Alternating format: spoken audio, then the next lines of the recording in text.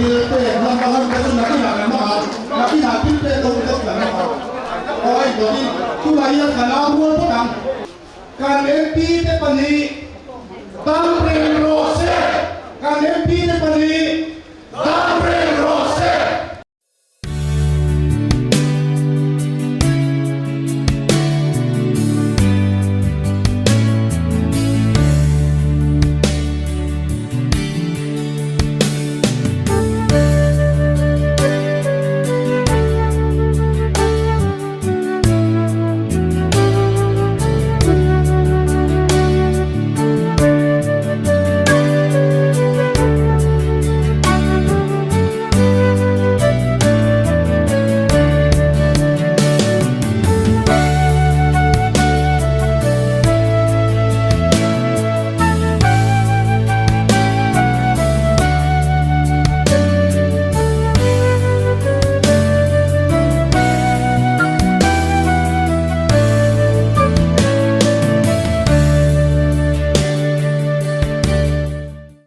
Oleh, karena ianin kanan pi depan ni loading selangin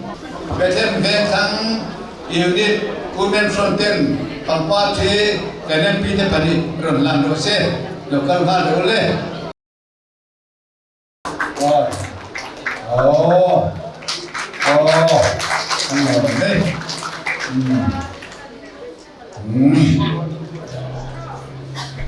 Tu rajuan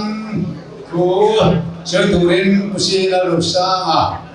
parlemen member Lok Sabha Somali. Salami, kan mau tu ke mana lama, kan mau tu headquarter lam tele, okey, sama-sama mide. Bisa fine, supaya kamu cewa, wala hian tutoy te chot sai ka tuma kudang tang sai na manom lova min lo bua ka ang par te min lo pe ka wa te pul min bua ba ti ra ba te ka lo me ma hey u ve na sara abia na matang tu ka dong ti om ta ka ni ka dong te lu mo ya ka dong ta te mo ya ka lo le mai ni zo wa chu ma lo ku sai ni hey kan parliament se som tu fu chu ko ka kan ham urna sa khopa kan chu ko ma ho kan kan urut chan toa Indian meeting ate ten all party leaders meeting ate kan urna sa maya amaro sa kan tu mangin ti lakal lova manipur sai hi kulang pangho tu te lo law le ani ti te kan chuaga all party leaders meeting ate lo chuan Partisan samtele kan ni to wangin ni kap thei ni lowa chuwa chuanin kan sai chuanga parliament se son chuange manipur le UCC chungchang te hi sai chuange nge kan duani kan tia wartakin kan sai ni ma se kan tu ma le kan kurang buin min sai tir du talwa ke po fui ang rendering do mo Hijau Lok Sabha lama no confidence motion untuk dalam house kami wangin house tu saya nak kali medom ni katia kasih lalu tu ko kalau skop tu tena main adjournment motion tu ko kahan bulut saya ina tal ma ni di saklowa kita maya no confidence motion kan tu saya kali le tu ko tu ko lawa no is MP te tu dah cuman ni tu saklowa ni Manipur sai an hau kan Manipur Lok Sabha MP pani te nei te po hun pe an nilo chu ti khop chuan sai an hau an yin chu ka ti maya kan sai thei ta lova chu mi wan chuan national media lama on lama te kan thian tokin kan soya min thengin milla ro interview chu ta chuan kan ngai dal le kan mu dal kan lu moi lo na Manipura kan lu le na te kan to pui na le Sorkar ina ang mani atitante abig tagin Manipura dirensi na sorkar kan rin tolo siyate ang mani himong tolo siya kan dun siyate kan soya Sudian Zerjuan với là hiền mà làm xé bộ cần tu mà amaro chu đã chuan cần central làm hậu tu tam tak bộ cần ti lu ngoi no ani ti chu a chiam sa in thiam ve in gari ga mà sẽ cần u lệ nào thì ta là cần đi na cần u lệ nào thì ta vào cần học tất cả cần đi tu ra đi về các chiều vàng chú cần thấy sự sống mà chú vào cho nên cần hậu tu để thu hết là mà hết qua tờ làm hậu tu để mình lâu chọc na mình support na để avat để con đi lệ hết lại Mizoram bố mà MLF mi để MLF lama kan thọ quy song song te mai ba ka Mizoram ni quy dam te ko in every chung chang a hi chuan min support ani ti kan fe lo wangin hoi sel takin kan ani vậy là hiền chuan tu kan nei lo wa he ti nga min lo mo tu po hi mi chu sa kha ka ti de ru ma an tha ru nom ka ti ya ama ro chu kan ti tu kan ti ve ani ya kan ti thei chin kan ti ni kan ti tur ve re ani kan ti turam chu kan ti se lang ti kha ko sei du a parliament vela an lu so vel ko an lo hok len lo kan u nau ti to bai te an kulaya kan lo thok pui ve thin kan chian te nam dang ni te ko hian min mel rang chan le hian ka hia a then pe chu ni da min chi bai le min be tu te pon min chi bai du to lo min be du to lo min be lo mo mai chu ti ko chuan ko la ba ko kwan a tlan na ve ni kan no confidence vote kan han thok tak mai te ka ku da a pulu tu gora ko goi congress an foi tu ko ka shila hey emotion hi kan support ani o ka ti a ka long khop mai chu ti ve amar chu congress hi kan chana wang jing ji ma support kan ni lo wa an motion kan support ka chan chu ing dang ni lo vin manipur kan u na ta thawang ho na awang ta ni mai ti ka chu fix congress mo opposition party dang te mo khan ka kan chana kan thawk wang ni kan pa lo an motion put lu kha kan lu ngoi lo na le sarkar norman kan lo mang tang kai ve mai ni ti kha when I had that side here sila so itu dan tak ketam masih rei tak tu saya nak lagi lo wangin saya zui fak lo wanga ama hero tu national media news channel sang ina min interview nate in lo en tuan kalaya kan pelak dan tele kan mai dan te interview te in ring tu lagi nak patin dan patin tuan to chana namru na te ko Allah xây thầy lo nó điều mà cần học tu tên luôn mình sạch chuan chú cần nó xây dựng luôn nha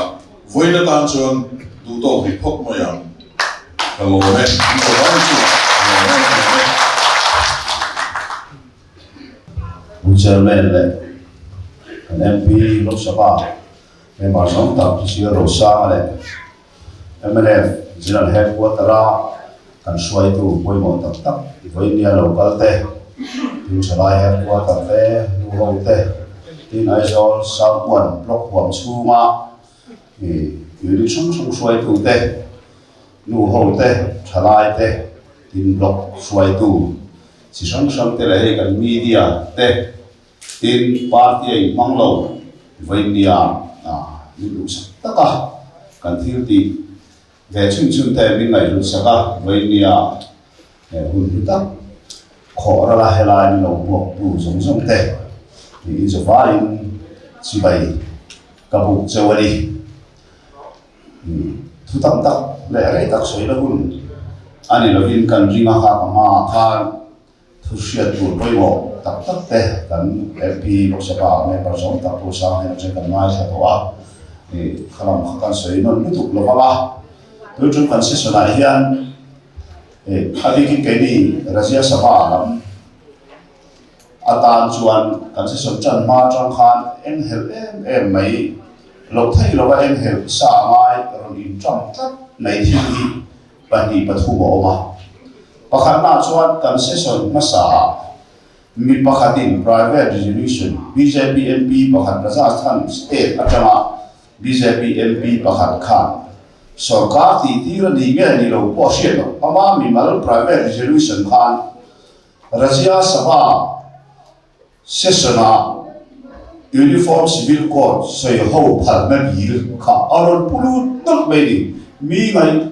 che kalim jin te vak lo lai kha tu man kan shelo lu tu vak lo va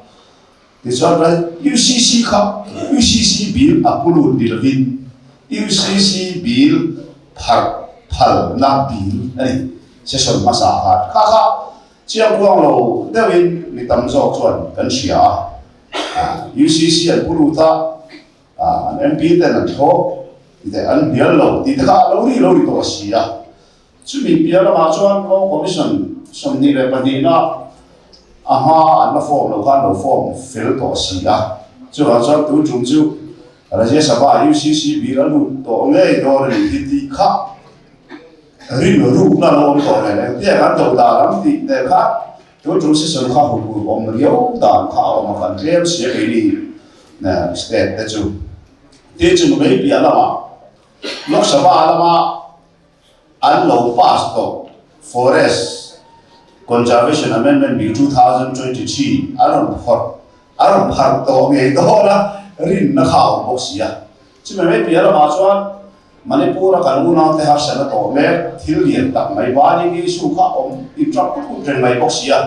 chu thil pathum te wa chuan session kan tran ma tran ha choi hi thui mang lo sa ni iti mai India sarkar lai puya begin India ka thopui sarkar thu nei tu te bin mang lai an thil ti du da na den hian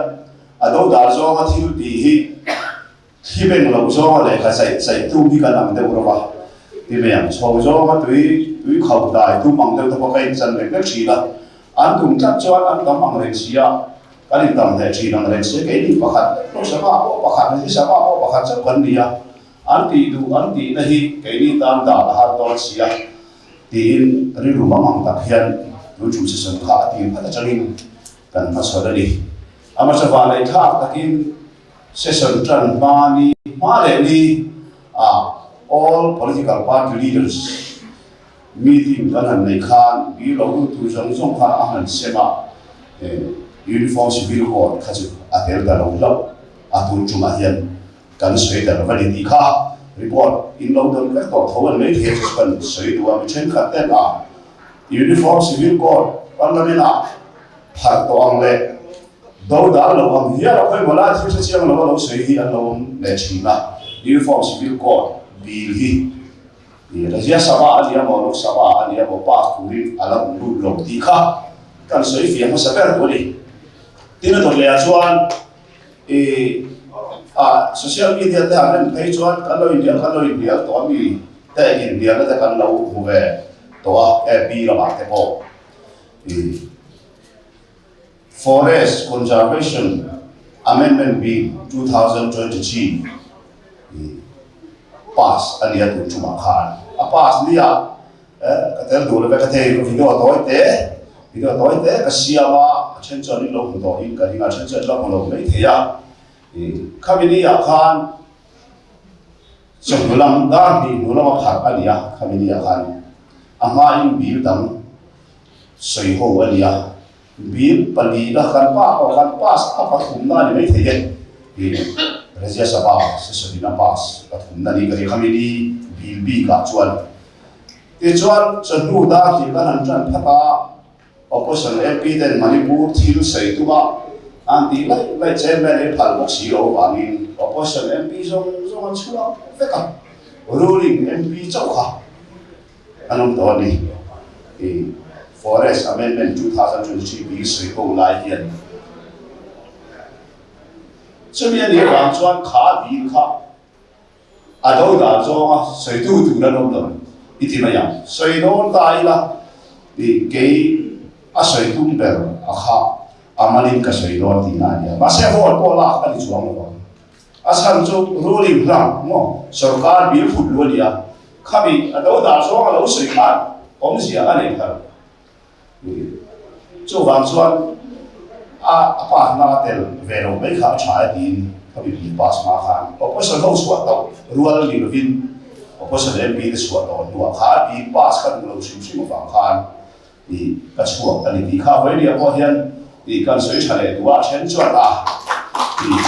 kan ta in na ta hian an han soya ado da mam lo an dia di chuan assembly house a ko ruling sarkar thil ti an bil punu ta du navin opposition MLA te ko an chuak ta ofa an chuak ta khan an du lo zian ran ti na dia an nhiều ngầm đầu vàng khán phụ mai đầu tư an thọ đủ vàng an chua khán phụ mai đầu an tiền đầu đó phải là chua chỉ này chú cái bộ chua chân khán khán cái sấy đó in hai mươi thì mình chơi khán chọn uniform civil court tiền thọ ba trái vào lệ Christian để ta nó có lâu cái bằng cái quên quên vào lại sẽ là đầu sấy anh hiểu về anh trả lời về anh lâu lệ về thì làm bằng số tiền thuê đặc sấy cái tung đó ba I also have forest conservation amendment bill 2023 ado da tung hi NPC nga opposition ji nga ko kana lo lo thi wa ye de ra pum pu ya he bi le kan session a khan du lo tung MP chu Rajya Sabha a chuan ka hian the chi chu ke ma chu da ni a mi dang khan an tu lo su ke ni kan lo ang ilan lao lo ni tina ni chuko kan ngai poi bom hian an ngai poi bom le lo state kan ti chuan ke ma ni no ni re sabha MP dang te pen ema wan ngai lo ho khan tum so ni itiang ar re cha MP pe chuan in at ho tu ri min campaign ke na do da tu ri ka campaign ani chuan ya kan state hi la ni hi China ramria China ho in defense infrastructure na din mu ba kai ni tin về tôi sẽ cho số ba cái bản phụ chỉ là ba sẽ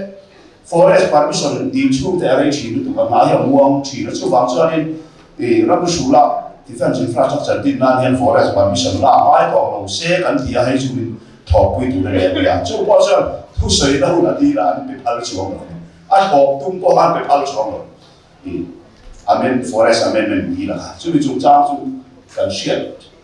siết đạt tiêu trả cần siết là vào in thì cái mảng này Rajya Sabha làm đi cái thiếu sinh thế anh em vàng in cần làm sấy của anh đi mà rồi chú UCC thế cần làm ta là thiếu bồi được đủ chú anh cả lâu tu ra chú anh kỹ chuẩn cả mà ya mà rồi chú đầu cái đầu xịn nó chú forest thu này nó chú sắp chân thì trả cái gì đó thì cái mà mình làm cái này chú thì cần ram rồi chú ram ngô anh ya India là mà không về là ram ngô sẽ đẹp sẽ đó Rambo hi en ngamo maso na wa kan chia to ni moi forest pharna la hi tu zel se ti ka do wa ma dia tin he atak takin kal pui do ni se ke ni aswan MLA la India sarkar in na article 721 z ama state assembly resolution apa chuan ram la chung cha ram in chu sak chung cha ani chuan tun forest amendment bill hian kan ram chu a effect thei lo tu la ke chon ka ma ya a chan chu article 721 g a khan India constitution a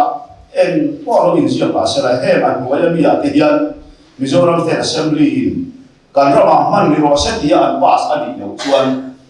he dan te man thei ani lo India ram man thei ani lo ba ati ji nga khan the ownership and transfer of land ti ka a tel ta ram nei tu ni le ram nei tu ni din nan chon na cho nên sẽ còn rắm lấy nó mà hiện Mizoram Sarkar hiện thu này là cũng đủ anh đi ra defense mình chủ sắp có thể như vậy mình chủ sắp có thể còn rắm này thu đi nó the ownership and transference of land khan thu gần này cho nên hệ forest anh vàng hiện khơi lại area mà hi kan thằng nào cho rắm mình chủ sắp yang lâu thì với đến cái sự chú ý đi vào cho là bom phía họ là đại khan là bom lưu trùng lộc thể đàn có biết cần hiện chứ cho khá là có chuyện cái sự thứ ta làm em rồi ba thì cho những cái việc như là phòng cho nó cần hành vi để còn nuôi đàn tối để hành vi của tế bào khác chú ý đôi thì về ta cái cần hành sấy ní thì đi cho lại đi sống như vậy sẽ sống cần cho nó có vào đi sống có khả năng kan zawa ti chuan ni tin MP ma za tin ke ni Rajya Sabha chuan ke mani dan Parliament dan rule 267 kan dia jadi sebelum pasal itu chanin voin ni ama parliament akan program om kan routine ka pai o vekin Manipur chungchang lang lak iso ya di nai MP masa executive ka the china asal sebelum katinga asal somni le di le kan dia opposition MP li an china ruling atang chuan ke ma so chu dia the lu ve chi chu kan dia ni ti ka the lu chi ala ba kasi aswa lo chuan ni som ni chali kan chana ni so ka so pa thum kan se so lai ta ni thum ve chu ka the lu lo vin sia asa jo ni tin e ma sa ti ka the lu tho chi na ba ni ka the lu lo ko ko ka lo hi bi da no the lu le tho tia ka lo kha da de ni ka ni thu ve lo ka ti lo chu ni ti ka the lu sia de lu chu si se de ban di na kha chu ni lai ka la chu a cha ni lu 167 man di na the lu tu ji ma ka de ko chu chu ro ni ka ma ni de ta pu la Manipur thil khan hi ani le ha tia thing dang ti boi lo bin rei lo te ta ni soi ho bang u sarkar lam poi soi fia du kan nei ni rei lo te ta ni soi ho bang u ti di na ni de ubi ka ni tu ko se len si sa khala ma kha voi ni chu he du ve ko ka ti ale lam le ma ene or du or se kan ti de ba a khoi zo ka ma chan sa lo ko ko ka din ve ve ti tu chan song kha khala ka ka the lu sa o ko ka ama lo chu le ka the lu ma sa ber ni ya chuan ti apa ti ni ka he lu ko ba chen me kha ti ya ko ka chu kha lo dan kha chen me rin ar ro ta ka min no fa fa ni kha dia ka chu ta tar number ko chu ko de ba ba tar na opposition dan ko ba kan len kha len sa ri ta ni number ta tu om kan ya ti chuan ka chu wang wa chen me bu la ha chen me soi du ko le soi no bi pero ka ti ka na de a kha phal lo kha ro isi ta ka ro kha ka thu soi the lo ti dia ya kha mi ni ya kha house an jo nuwa 176 rule 176 ma thu soi di tu no is NDA MP bon te chairman min ko ko ma cho nuwa hian hong ila ka ni soi lo hong ila tu ne soi yang an ro do le atia Manipur register ba MP pa ta nei ve a ani he ni soi ko sa ber se la ke na ta soi ba ani mai lo atia chan ti la ani ma se kan thu soi tu bo bang deu kha mi ri ru sa kan han tu khan ka soi tu lo zo li bi soi ni han tu ta ta sa cho sarkar soi bo ya ni bo an mi lo ta ba de soi ro ke chu 176 ma soi hi ka du lo ve ka ti an meeting lai na chu ta ni cho thế ta si ta khan chu a house a zo lai ni ya bi chen ka chon chu ka chen chu la chu lo ka re lo te cha me thau tu le ya khan an meeting chun jom le thei lo wa an MP pa no chu pa mo fa na ka an MP NDA ni lo ko te lo wa ba he thei lo ko te re lo 176 ma man pu thi la sarkar soi moi tu chuan ke chu ni thei lo na ma ding ni ke chu ka soi tu chu sarkar ni lo soi tu ka ya hai ka te la tu ni lo ka ti ni ke chuan an meeting chu jom ka ba ke chuan chan budar ni kan han chan le house a chon le ni ya cho mình nuôi cho meeting nó không cố để cái chỗ cái đủ là đi nào mà không ta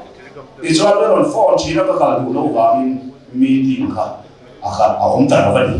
thì bây giờ cái mà và mình meeting cả rồi ta đi ra thì chỉ mình đi là cho trong cái 176 lắm hồi giờ họ cho nên ta đều về ta nói vậy thì các bạn hành suy thì cho ni lại thôi cho ni ta mà khan cả mà này cái tình huống cái ảo về tác chiến trường ni là khan rule 267 opposition ho opposition MP somma pasari nan themika ke ne ma di ni ka rule 176 manga thu soi di tu mi so bari ruling la ro the lu ko ka da so ka ha session kan chan chia iswa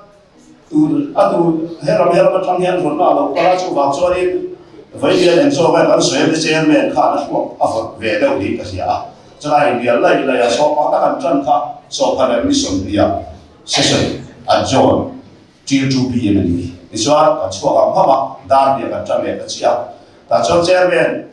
ranlu ma khan kapula bi NDA ni pali hero ya BJP ni ka chu samami bodo pa ania ka vela mi chu i tamil bi ania DMK la mania chairman lu vela hian voi chu voi la ka sin nei ngai ni chi chen do nia đi every day India với chỉ đi cái này cái này cái này chế bên đó lúc chia khai cái sự thật chắc là Mania mình học hết năng lực bóc khai cái sự đó thứ xây cái gì vậy ấy chúng ta có rồi hay thứ xây thì nó cũng là điều chúng ta có rồi mình jadi cái gì đó cái số mà anh ấy thứ xây nó cũng mình để cho cái số mà mình xây thì cái số gì nó vậy cái hàng tin phải là tao mình học đó là một cái gì à sao chúng mình xây trong lời thứ xây thì nó vậy đó là anh mấy cái gì là số ảo phát hiện nó vậy mà sẽ cái gì ta cũng toàn đó bị cầu xí nó vậy cho nó phát hiện chứ mà anh ấy là cái trái cái thì nó uống cái gì bây giờ cái gì cả cái chuyện house leader đó có vào đối thế thì nó opposition của mình đâu áo phát à opposition leader đó có vào rule của áo lên phát à ai áo scope về cả thì người sẽ về nó cao phát à cái chuyện này cái này cái cũng là mình số anh áo phát anh được cái cái này khi là mình đi cái chuyện áo phát ta cả phát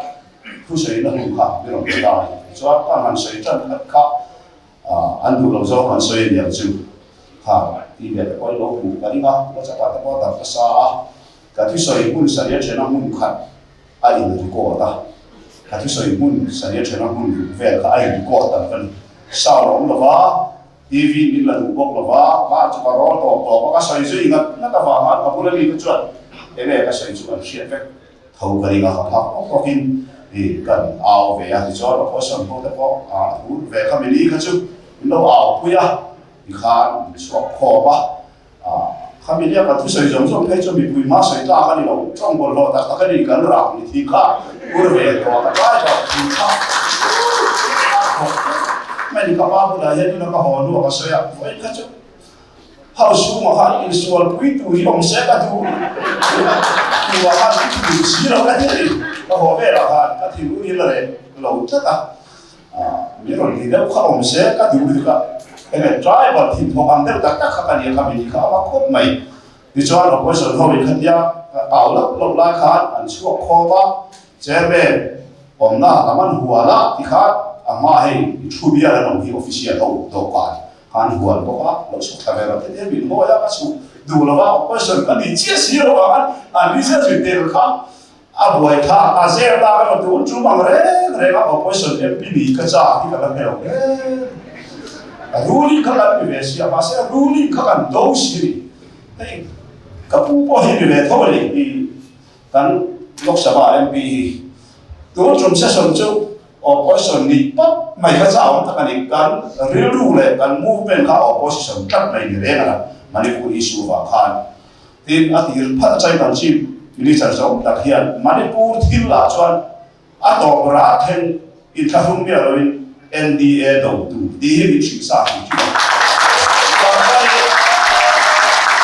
kan sian be ra khong sa ta fa kha an lao te lo do kha hiam lo re ali ka sa min fui por de pe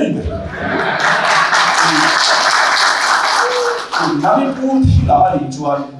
meeting ali amo test meet ma ali amo House ku mania mo NDA ka ato rat kena betu di tau tu mi chata dan siam jong tak he ke mania cho kan che ra kharin i no confidence motion chuang ve ke ni rejes ba cho chi ba no sa ba cho dia chu bang chuan tu ma poi ran wa bi ran dar fifa ni lama mi kan sa ba bi jong tak na suyam khan manipuri su bi ka ania tu he NDA kan an do sak sak na san hi manipuri su a hian hay chỉ là chỉ cả là hiện buổi năm hôm sáng sáng là thêm không à tôi đi rất nhiều sẽ đi là vin tụm lót xa để là thêm anh đi đi họ vì đi tại thứ sở trong hiện là chiang tiệt cái này cho nên đi vào tác cho anh đi tuột đấy khác NDA kan sarkar bui đấy BJP sarkar cái thì mẹ họ mà cô làm đấy anh tụ vào đấy là anh đi rồi đấy là thiếu thêm nhiều cái chuyện là vào hè thiếu thì chút rất là kinh cần đâu anh đi khá thì ta cũng đã ta cần sử dụng anh mua xe là NDA phát đầu xe tôi đã liếm thì làm cho anh đi sử dụng xe là UCC ở đây họ cho anh Uniform Civil Code chúng ta mà có em để cho anh sở cả làm quên là party làm quên cần đủ lâu xe cần thì cần phép tổ khác xem mình hậu sản thôi thì cần sử dụng sử dụng ta quên thì lo cũng sẽ là có lẽ khá thêm một toa cái gì cái một cái thêm một toa UCC kan thok lo this is an share tu ma he in soi chaya ava hobby ang ya ba ipu hitu ga yong lo vila e bizo kan ni na kan tu lo da dual vek Manipuri issue ako kan do da dual vek i part le ma tu te mo i lo in be fa tu lo di ta hi vai ni ha kan soi go re i vai ni ha ya lo tu da hi chuma lo tu 但是，哎，没。